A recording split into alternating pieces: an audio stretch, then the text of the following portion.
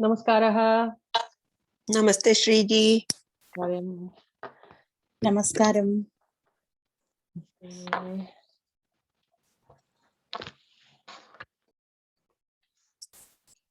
How's everyone? Did you all have a good summer? Yes, Shriji. Namaskaram, Shriji. Namaskaram. How was your trip? It was good. I think it was, very, it was a little longer than what we expected. We had trouble getting back. We were delayed by a week, but I was able to do everything that I wanted to do for my mother. So that was great. That's very good. Yeah. Namaste, Guruji. Namaste. Namaskaram, Sriji. Suprabhatam. Namaskaram, Suprabhatam. Namaskaram. Namaste, Guruji. Good to see you, Guruji. Namaste. How are you, Bhaskarji? Good, Guruji. It's so nice to see you. I like it. All your dress is like so amazing. I'm directly Durga Mata. Oh, I don't know about that, but today is a special occasion in our family. But every weekend is usually like this, but today is a little more special than just regular weekend. Namaste, Guruji. Namaste. Namaskaram, Shriji. Namaskaram. Namaskaram.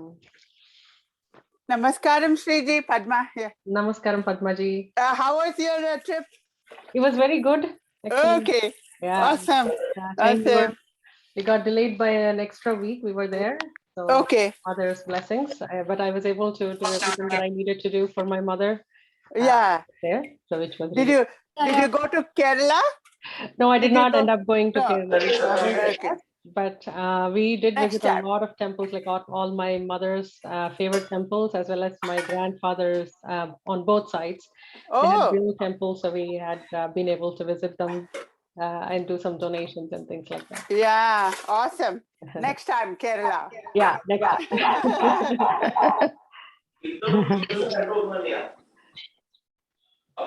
We'll get started. Namaskaram.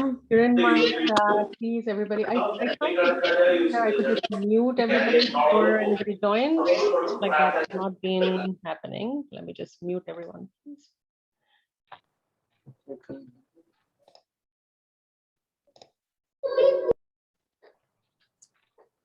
Namaskaram. Namaskaram. Okay, we'll get started.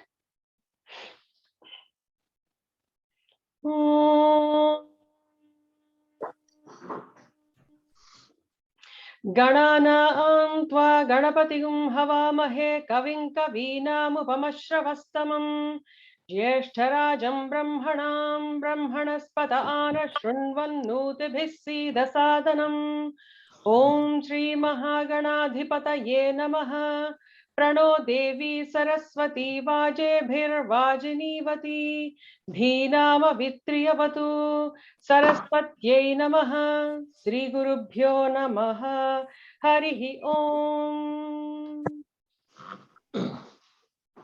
And we'll just do a quick, I think, revision. I did not want to scare anybody by just sending a pop quiz. I did not want to start with an exam, a new semester. So we'll probably do a quick recap of the context of Vishnu Sahasranamam, and then we'll get started. Hopefully we'll get started with a few namas today. So Vishnu Sahasranamam is from the Mahabharata. After the war, Bhishma was on the Ampashaya and Yudhishthira had a lot of questions about dharma. And those questions were answered to him. And after that, so if you see Sri Vaishampayana Uvacha, that shloka at the beginning, right after the Dhyana shloka. So in the Dhyana shlokas, we start with, Ganapati, which is also that shloka, which is a beautiful shloka, Shuklam Bharadaram Vishnum. So it is done for both Lord Vishnu as well as Lord Ganapati as the Vigna Harta. And then we do Vishwaksena as the next Dhyana shloka. And then we go into Vyasa. After that, Vaishampayana gives the context, like Vaishampayana Vyasa. He provides the context on where this is coming from. So, Shrutva Dharman Aseshena. So, after listening to a lot of, Dharma Bodha, then Yudhishthira is asking in Punareva Abhyabhashata means he's restarting a conversation. So Yudhishthira asked questions to Bhishma. So there are 6 questions he asked. We have seen all of those 6 questions. I won't go into details there. And then Bhishma starts answering those questions in a beautiful set of shlokas. And towards the end, he says, who is the one God we need to pray to? Is like, no, that was Yudhishthira's question. And Bhishma answers it with a very beautiful set of shlokas. Jagat Prabhum, Deva Devam, Anantam, a lot of these in the second Vibhakti, those who are doing like, Sanskritam and learning Sanskritam. So Jagat Prabhum, Deva Devam, Anantam, Purushottamam. So doing Stuvan Nama Sahasrena, doing the stotra of the 1,000 names of Purushaha, Satatothitaha, Satata Uthitaha. So he provides all of that context. And then we actually going to the Purvanyasa. We talked about the importance of Purvanyasa and why we do the Anganyasam and Karanyasam. So Vishnor Divya Sahasranama Stotra. So that is the name of this stotram. And Veda Vyasa is the Rishi. We said we will touch the head, and Chandas is Anushtup Chandas, and then Devata towards the heart. So I won't go into all of those explanations, but that's how you start. So you purify. Nyasa is a purification form on how you you start with that, purify yourself, and then do the stotram, and then Karanyasam, and then the Anganyasam, Hridaya, Shiras, and Shikha. So all of those. And then we go into amazing set of dhyana shlokas, which we have seen in detail on how to visualize Bhagavan's form, both as the Saguna Swarupam and the Nirguna Swarupam, Kshiro Dhanvat Pradeshe. And even like, Chayayam Parijatasya, under the shade of the Parijata tree, Hema Simhasana Upari. So on the top of a golden throne, Asinam Ambudashyamam Ayataksham Alankritam. So Bhagavan is adorned with all the jewelry, and that the Shyama Varna Bhagavan is sitting atop that throne. So lots of beautiful dhyana shlokas. If you want to just revise any of these, please go back to the early parts of our sessions that have been recorded and uploaded to YouTube. Now, what we will do is to just take a few amazing, beautiful namas, and we will take it at random. I don't have anything that is highlighted or specific.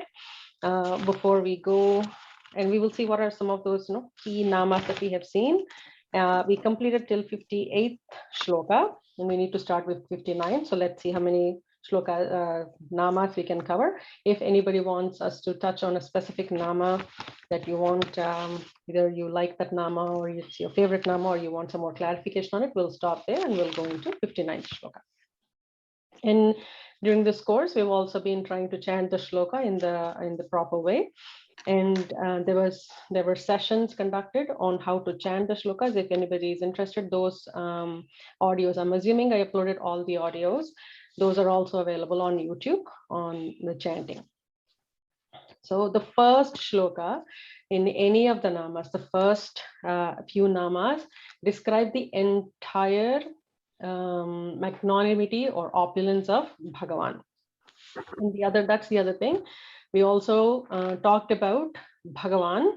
Bhaga means like the 6 opulences Bhagavan has. So there is a Vishnu Purana shloka that we talked about. Anybody remembers those 6? You can unmute yourself. Aishwaryasya samagrasya viryasya yashashriyah. Then Jnana Vairagyayashchaiva Shannam Bhaga Ityabhidiyate or Bhaga Itigana. So I don't remember the last part of the shloka. So it is Aishwaryam, absolute measures of Aishwaryam, what that is wealth. Then Virya, that is strength. Then Yashaha, that is fame. Shriyaha, that is prosperity or wealth, or you could call it beauty or auspiciousness. Then Jnana, knowledge. And Vairagya, I don't want to use the word renunciation or anything like that. Vairagya should be taken as it's one of those untranslatables. So Bhagavan is somebody who has these in the absolute measure. And we all have a little bit of his amsha. Therefore, we all have some of these, and some people have a little more of something, one or two. But having them in balance is what makes a man lead towards the perfection. But we can never have them in the absolute measure. We will always be a relative small part, a small speck of him. Guruji, sorry for the interruption. I mean, namaskaram. Namaskaram. And I know you told about the sixth one. So I mean, I suddenly couldn't capture the second and the third and the fourth. One is Aishwaryam, then Aishwaryam, then Viryam, Yashaha, Shriyaha, then what am I missing? Jnanaha and Vairagyaha. yeah, okay. Thank you. Vairagyam, sorry, Vairagyaha is not. Yeah. That is renunciation or something, no? Yeah, Vairagya is, I think, loosely translated as renunciation. Thank you. Thank you. Now we will go into Vishnu Sahasranamam. There is also one more important thing that we have talked about before getting into these shlokas, that each shloka, there are 108 shlokas that constitute the entire Vishnu, the Sahasranamas. And if you divide the 108 by 4, it will be 27. So there are 27 nakshatras. For each nakshatram, there is a one padam. So the entire amount of the time, number of nimishas that a nakshatram will stay in the day, that is divided into 4 parts, divided by like 4. And the first part is called as that nakshatram's first padam. For example, if we think of Ashwini nakshatram, which is considered the first these days, whereas in Veda, it starts with a different nakshatra. But if let's assume Ashwini nakshatram, Ashwini has first pada, second pada, third pada, and fourth pada. So the first 4 shlokas are related to Ashwini nakshatram. Somebody is born in Ashwini nakshatram first padam can chant this first that shloka as their continuous parayanam. So similarly, for all the nakshatras, 27 nakshatras times all the 4 padas will be the 108 shlokas. So I have provided a chart for that. It is uploaded to our Google Drive. If anybody wants it, I can repost it. So that is considered your personalized shloka. We talked about that. There's something else we talked about. I'm missing that. Anyways, so we will move into the actual namas.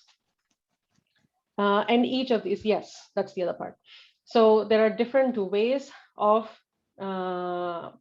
getting the benefit from Vishnu Sahasranamam. We have not seen the Phalashruti. Usually what people do is talk about Phalashruti on why you should do this and then explain what it is. I feel like Phalashruti should be less important. Yesterday, Shaji Mahadev was talking about byproducts, right? Those are byproducts. What you get from it, you get wealth and you get dhairyam, etc., should be byproducts. But what we are trying to do with any parayanam, any puja, is to connect with God and be in proximity to Him and be as close to Him as possible. And of course, ultimately, leading towards that unison that we hope we get. Appreciate if everybody mute themselves, please. We don't have any ambient noises.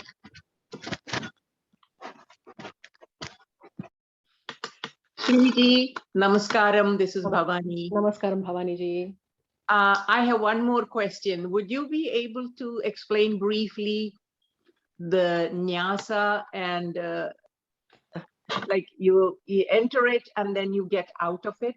That kind of like after nyasa, you reverse it? Yes. Just very briefly, please. Sure, absolutely. So we call that the Purvanyasam, which is actually purifying and getting into that dhyana mode, that you are actually building a bubble around you. So you don't get disturbances from the Adi Bhautika, Adi Daivika, or Adhyatmika, or any kind of disturbances. You're just controlled atmosphere. You're creating that kind of bubble. That is essentially the meaning of nyasa. And then once you're done with the entire parayanam, there is something called as the Uttaranyasam or Vimokhanyasam. So you do Digbandhaha. So you're building a nice, you're zipping things around you to create that bubble in the Purvanyasam. And then Digvimokaha, the opposite direction, after you have completed the entire parayanam. So I don't remember if I have provided what usually some for some mantra japas, we absolutely do Uttaranyasam. What I have noticed is even if you listen to Amma Subhalakshmi Amma's chanting of Vishnu Sahasranamam, most people do just the Purvanyasam and do not do an concluding ending Digvimokhanyasam. It's usually the norm. And some chants or some are okay to do that. You can continue carrying that kind of bubble around you. You're building that bubble. But there are some other mantras that are meant for some other purposes that we will talk during Lalita Sahasranamam, where Digvimokham is absolutely must be completed before you get up. Otherwise, you'd have, you can feel the difference during the day. So for Uttaranyasam, we don't do Karanyasa. Some people do it, but usually the general rule, what's in the books and even Prapancha Sara Sangraha by Adi Shankaracharya, is that you only do you don't do the Karanyasam, but you only do the Anganyasam. So whatever nyasa you have done for the Hridaya Nyasa and the Shiras and Shikha, you just repeat that, repeat the Dhyana Shlokas and do the Panchopacharam. So once you have done the Dhyanam of Bhagavan and instilled him in your heart, then you do Panchopacharam with just, these Lam Pritivyatmane Gandham Kalpayami. So you do all the Pancha Upacharas. We have talked about those. If anybody needs the documentation or I've done also a video about that. If anybody needs refresher for those, just let me know in the forum. I can repost those. Does that clarify, Bhavaniji? Yes, Sriji, that's good. And then we talked about 3 different ways of doing Parayanam. One is Japa, and the second one is Archana. The third one is Parayana. So Japam is you can take an individual nama and you can continuously chant that as a mantra japa.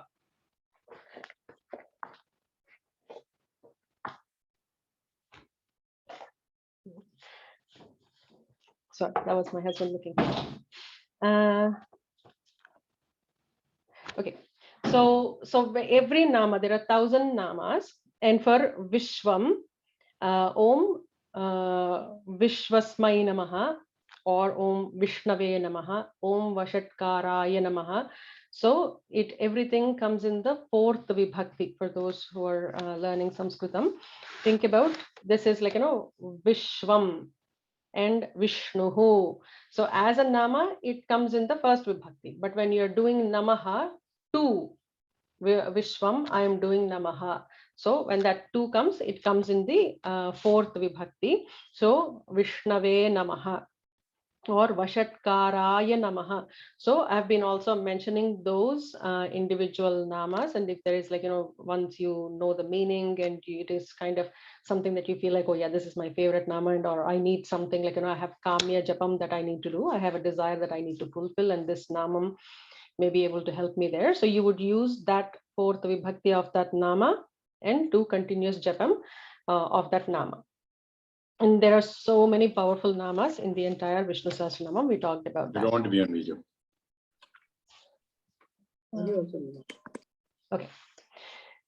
Then the second way to do it is Archana. With each of the namas, you're doing like, either with Akshatas or with Pushpam or like, some other form of Archana.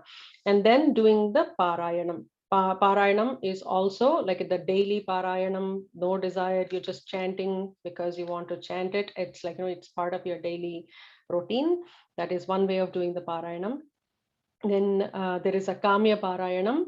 And what they say is if you're doing it as a daily routine, it does not have a lot of regulations or rules to go with it. But if you're doing a Kamiyaparayanam, which is to fulfill some desires, then there are regulations like, do it in the morning after Snanam and your Sandhya Vandanam, and do it like, with you have to offer Naivedyam after that and do it proper like the 5 Panchopacharams in the physical form. Like you have to offer Gandham, not just doing this if it is Kamiyaparayanam. And then there is a Samuhika Parayanam, where we do it in temples for like, Loka, for the welfare of everybody. So those are Samuhika Parayanams. You can do it with your family or your friends. So that's different ways of how to use Vishnu Sahasranamam. We'll get into a few namas. So the first shloka and the first few namas describe the entire essence of what you're about to read or about to chant in the next parts of the shlokas. So Vishwam, with just one nama, Bhishmacharya nails everything, like, the entire universe. Vishwam itself is Bhagavan. And then he talks about Vishnuhu. So somebody who is Vishwam is the entire existence. I don't want to use the term universe too. It's the entire existence that has ever been, ever is, ever will be, in all those three kalas, whatever ever existed or non-existed or not manifested, not non-existed, not manifested, that all of that is Bhagavan. And then Vishnuhu is somebody who has pervaded this entire universe. He's not created it and sitting somewhere in, like, in a different corner. He has pervaded the entire universe. So he is around us. He is in this laptop. He is in like everything that we are. And of course, because he is in everything that he has created, and he has created me and he has created all of us, he is within all of us. So we talked about, like, that location of where he is has been, like, given in Veda in many ways. So easy, just in the middle of the, the Padmam that we talked about in the Narayana Suktam. He is in the heart as the Urdhva, like, the inverted lotus bud. That's the shape that is described. But at the same time, is he not in a different cell of my body? No, that cannot be, because he has pervaded everything that exists from the macro to the micro. Then Bhuta Bhavya Bhavat Prabhu. He is the Lord. He is the Ishvara of Bhuta, the Bhavya, and Bhavishyat, and the existence, the past, present, and future. He is the Lord of everything. Bhuta Krit, Bhuta Bhrit, Bhrut Bhavo, Bhutatma, Bhuta Bhavanaha. So he is the one that created the Bhutas, all the living beings. Bhuta Bhrit, he is the one that is nourishing and sustaining them. And Bhrut Bhavo, so he is the one that has emerged or manifested. He is the Bhutatma, he is the Atman within all the living beings. And he is the Bhuta Bhavanaha, he is everything that is manifesting as emotion and every of those. So that first shloka itself should tell us, and the entire thing, whatever exists, there is nothing that is not Bhagavan. He is the essence of that first shloka. Now, I won't go into each and every nama, but first shloka was important, so I just mentioned that. So we'll just skip through a few namas.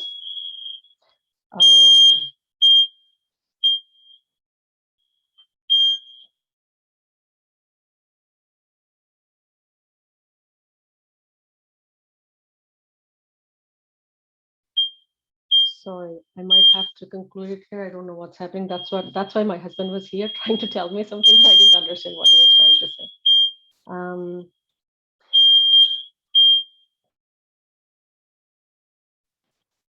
I'll just mute myself and probably pause the recording, and we will restart in a few minutes if this goes away. Otherwise, we'll do it next week.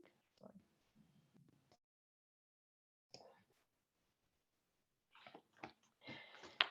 So moving to a few more namas, the other thing that we talked about was the entire Vishnu Sahasranamam is Vedanta. So what you see, like, we've also talked about what Vedanta is, and I won't go into that, but it is the Atma Jnanam, and there are many, many namas, and we've done an exercise on identifying all the Atma namas, like, Bhutatma, Paramatma. So we've done that exercise. So like whatever you see in Vedanta, all the Upanishad Saram, the Brahma Sutra Saram, or Bhagavad Gita Saram, everything you will find in Vishnu Sahasranamam as individual namas.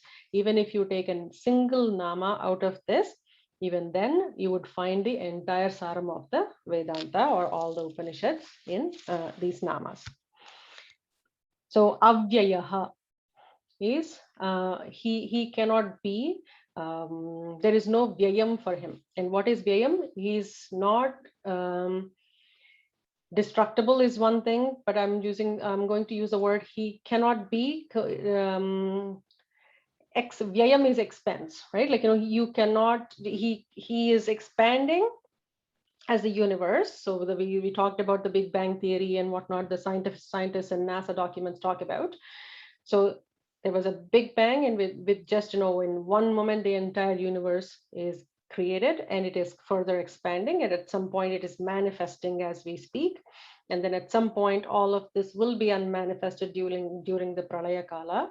And in between this, the creation and the Pralaya, there will be sustenance, and that also is taken care of by Bhagavan himself.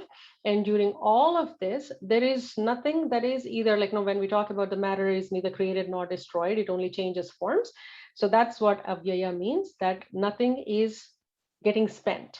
So he is the same, whether it is in the manifested form as the entire universe, or when it is in the unmanifested form as what they call as the God's particle. Then Purushaha, he is living within Puri, in this Dehi, in this Deham. He is the Dehi in this Puri. He is the Purushaha. We talked about that. He is the Sakshi. He is observing everything that is happening. So he is the witness. Consciousness is the witness. We talked about those. Kshetrajnaha is a word I think we're going to see a little more in detail in Lalita Sahasranamam today, if we can get to the shloka that we are going to start with. So Kshetrajna, Kshetrajna Vibhaga Yoga, that is that nama, you can take it as the entire essence of Bhagavad Gita chapter 13.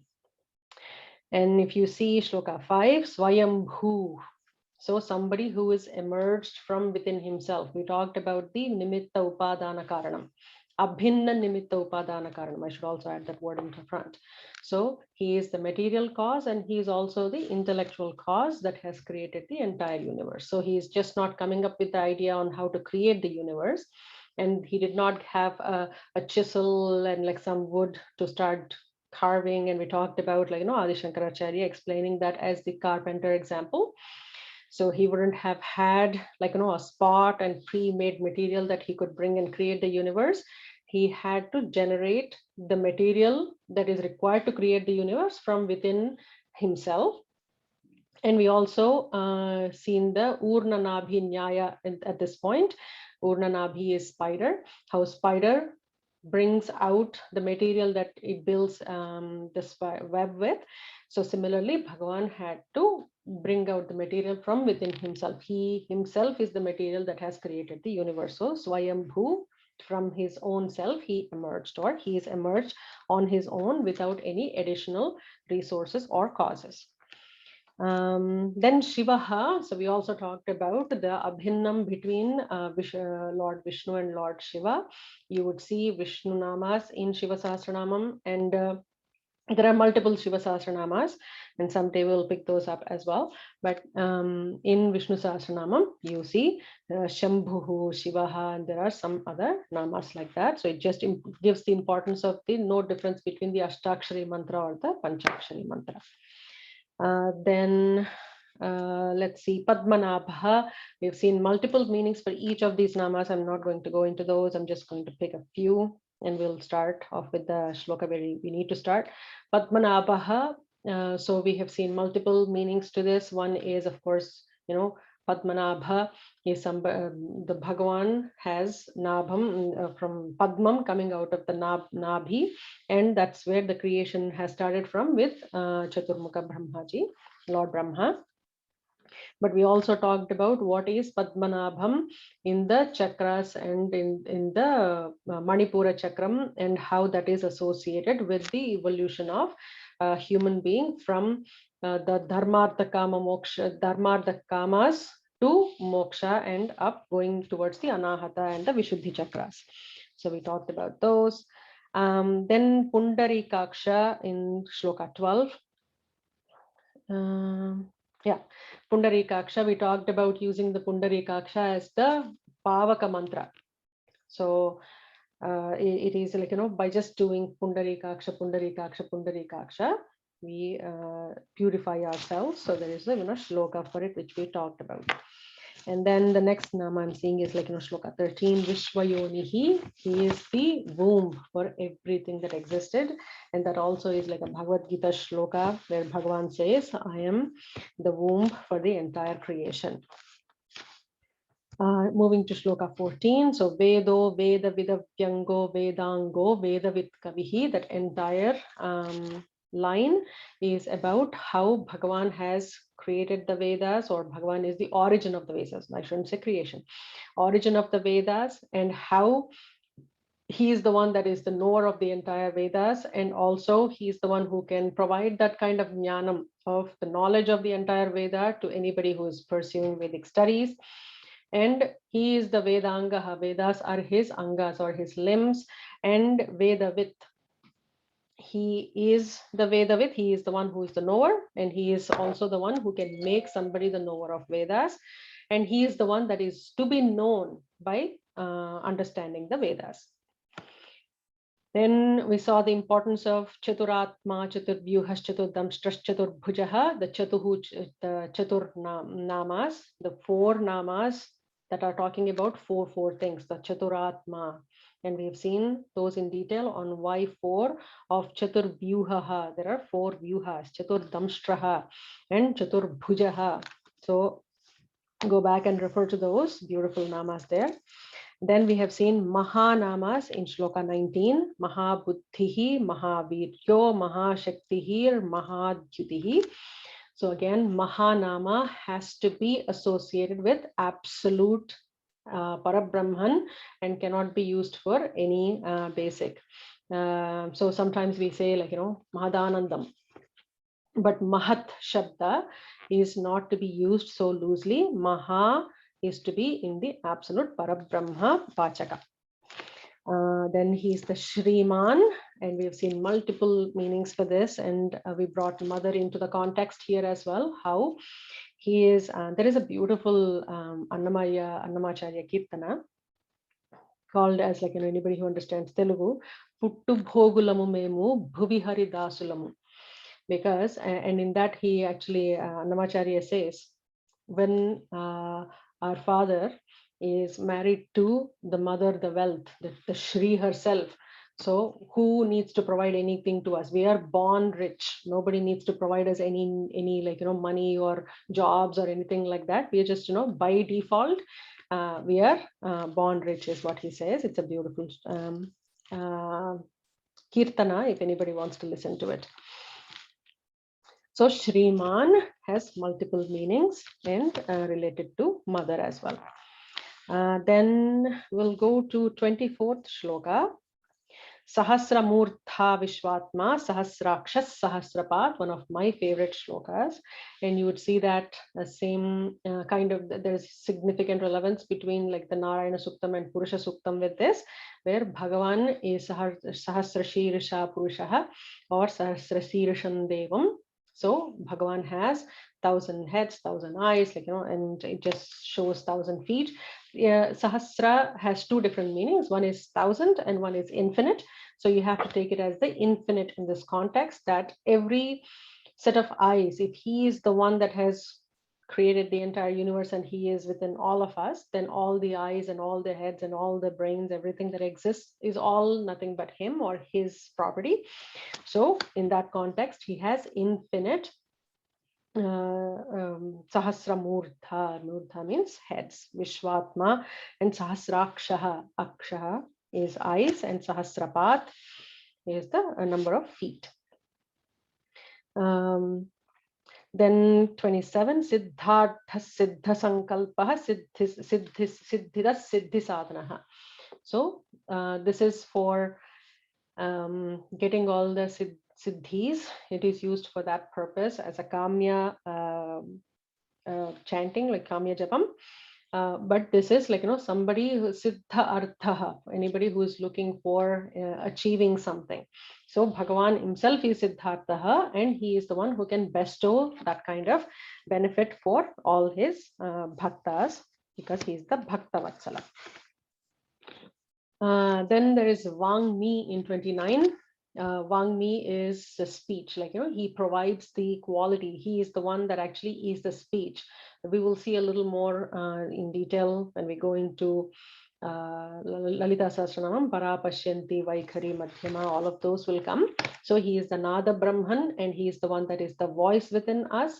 And that voice, and we have seen, like, 10 types of nadas, and we've talked about those during Lalita Sahasranamam. So he's the one that is in the form of speech. He's the one who can make us an orator. There are multiple meanings to that nama, but that's also a very important one, Vangmi. And then in 30th shloka, Ojaha. He is the ojas within us. He is the tejaha within us. He's the brilliance. He's everything, the power, the strength that we actually have. And the next one is Amrutam Shudbhavaha. Amrutam Shudbhavaha. So the one that has emerged from Amrutam and the one that can give us the Amrutatvam, which is the no birth, no return to a Janma in the future. He's the Aushadham. He's the medicine. And he is the medicine from that can take us from this samsara. Somebody who is like, what we call as taraka mantras, if you remember, somebody who can help us swim across this ocean of samsara. And he is also the aushadham that can cure many diseases. Shloka 33, Adrishyaha and Avyakta Rupascha. So he is the unmanifested and the manifested, and therefore, and he cannot be seen. He can only be perceived if you understand the essence of where he is, where his location is. So Adrishyaha Avyakta Rupascha. So we've talked about that a little bit in detail, and we talked about meditations and how you would see watch your mind kind of meditation that I talked about, if you remember those. And if anybody has done that meditation and has an experience, I'd love you to share those experiences with the rest of the group. We'll leave a few moments towards the end. So let's just go past quite a few shlokas. So let's see. Somapaha in 54. So we talked about Somayagam and Somapanam and how he is Somapa. He is the one Vashatkara in the first shloka. He is the one that is the Brahmarpanam Brahmavihi, similar to that shloka in Bhagavad Gita. He is the one that is receiving all the benefits. And we've also talked about this shloka called Akashat Patitam Toyam Yatha Gacchati Sagaram Sarvadeva Namaskaraha Sri Keshavam Priti Gacchati. Any Namaskara, to any Bhagavan or any other form of Bhagavan, they all reach the Parabrahman, the ultimate Bhagavan, Lord Vishnu. So he is the one who is doing the yajna. He is the one that is the havis. He is the one that is the homam. He is the homagni, and he is also the one that is receiving the offerings from a homam, and he is the one that is also doing the homam. So homam has a significant importance in Vedic rituals. I don't want to use the word ritual again, apologies. In our Vedic culture, and because it is so connected to Bhagavan. And Arya Samaj, anybody who is the followers of Arya Samaj, they do homam every day, even these days. Like, they don't worship in the Bhagavan in Saguna forms, but they do homam and the way that it is prescribed in Vedic texts. Then we talked about Maharshihi, Kapilacharyaha. So I won't go into those. Tripadaha as the Vamana, we talked about that. Any namas that I left out quite a few, but just wanted to do a quick primer before we actually start. So the refresher of what we have done in the many other classes that we have completed, I think 36 or so in the past. Mala mantra. Mala mantras, yeah. So mala mantras are you take a sequence of mantras and you chant them together because they are in a beautiful sequence. So you see the individual sets of mantras, and we have done brackets between in those. For example, we were just talking about Chaturatma, Chaturvyuha, Chaturdamshtra, Chaturbhujaha. That is a mala mantra. Again, Vedo Veda Vidapyango. That is also a mala mantra.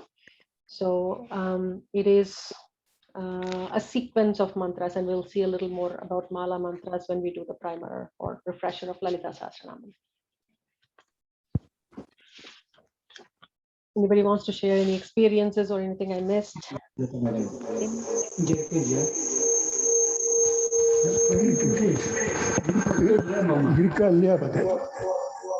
Namaskaram, Jayaramanji. Shriji, thank you for this intro. It was very, very useful to bring back all the senses. Thank you.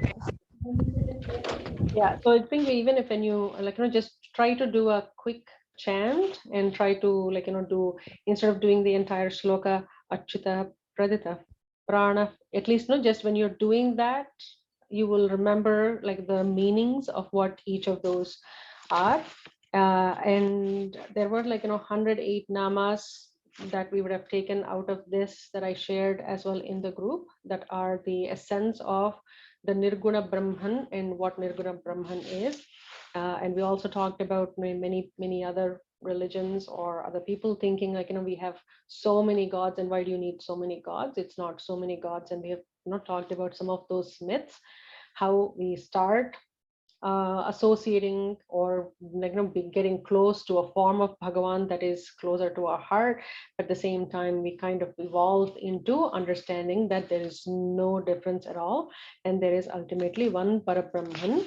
And we've seen some of those 108 namas. If you remember those, if anybody wants those posted, I can post them as well. Just let me know, or check the Google Drive. I still maintain the same folder. Any thoughts, questions, or shall we conclude a little early today? Day one.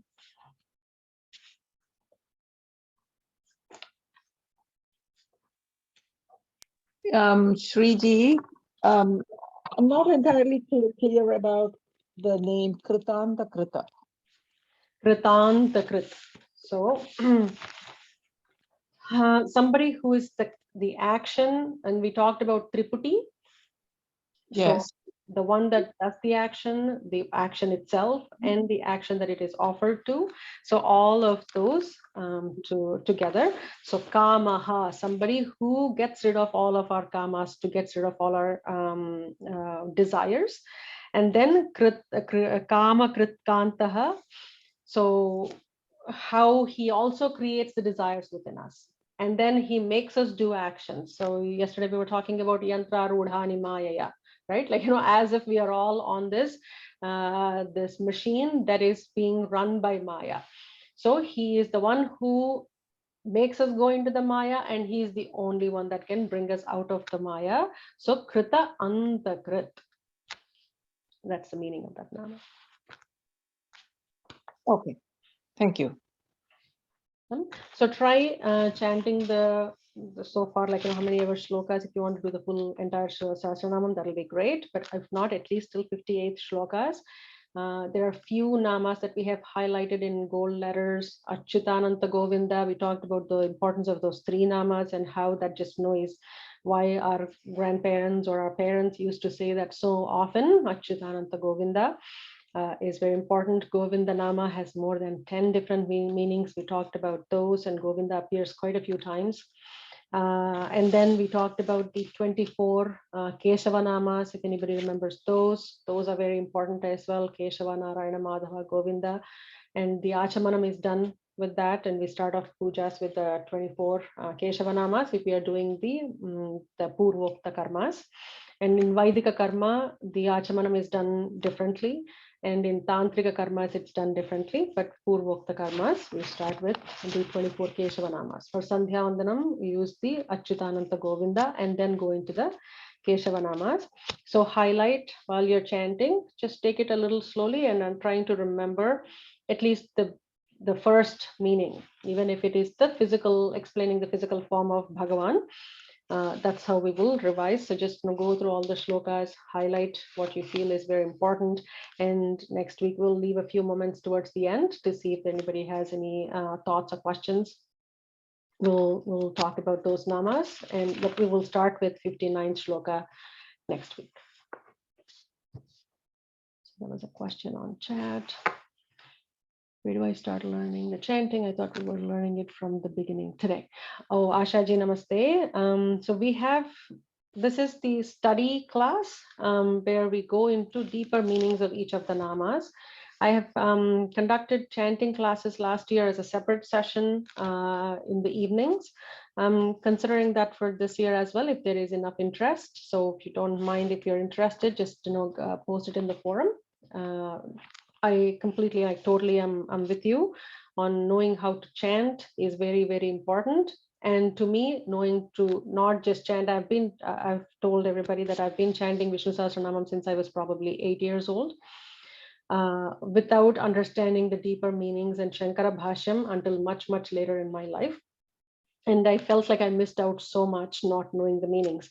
So it should be both on learning the technical chanting and the correct chanting, and also learning the meanings. So I want everybody to benefit from both of those aspects. So I hope that clears it. So let me know if you're interested in a chanting class, and if there is enough interest, I will definitely host one in the evenings. I will do that, Mayaji. I will share the Google Drive. Any other thoughts before we conclude? Okay, we'll conclude then. And I'm also very excited that we will be getting into, I think I did mention that, the Shri Namas are my favorite part of Vishnu Sahasranamam. I feel it's the essence of Vishnu Sahasranamam. That's how I'm very close to those Namas from 64, the second line of 64th shloka till the 65th shloka. Sri Vatsavaksha. So whenever I chant that, I'm just in tears, trying to see Bhagavan in the Shriman form. So I'm super excited. We are getting there very soon. Sriji, you had mentioned about different names for different stars. Yeah. Is it considered okay to chant it for someone else who's not well or who needs to get into, like for your children, for example, or for your parents who are not well? Is that okay to do that? Absolutely, it is okay. In the Sankalpam, whether you can do it in the actual Purvokta Karma type Sankalpam, or you can just think about that I'm doing this for them and you have them in your mind when you're doing it. Absolutely, you can. I do it very often. Yes, I have been doing that for my niece who had a stroke. Yeah. And amazingly, she has, the doctor said she will not be walking, but she's walking now. And, that's great. I think Vishnu Sahasranamam chanting really helped her. Yeah, I am with you on that. You can chant for others. And even if you didn't tell the other person that you're chanting for them, what I have heard is that the other person gets like dreams about Bhagavan, or somebody sends them prasadam from Tirumala or some other temple. So usually things like that do happen. So you can definitely chant for others. Thank you. Can you please repost it, Sriji? Which part, Shatiji? The Nakshatram, yeah. Yeah, I will post it for sure. Thank you. Okay, we'll conclude for the day, and next week we'll start with 59th shloka. 59th or 58th, sorry. It's so good to be back in this class again. I know, I'm feeling the same way. Wonderful, it's wonderful. Yeah. Purnamadah Purnamidam Purnat Purnamudachyate Purnasya Purnamadaya Purnamevavasishyate. Om Shanti Shanti Shanti. Harihi Om Sri Gurubhyo Namaha. Harihi Om. Sarvam Sriman Narayana Charanaravinda Arpanamastu. Thank you so much for your time. We'll catch up next week. Thank you, Sriji. ధన్యవాదాలు. నమస్కారం. Thank you, Sriji. Thank you, Sriji. Thank you, Sriji. Dhanyavad.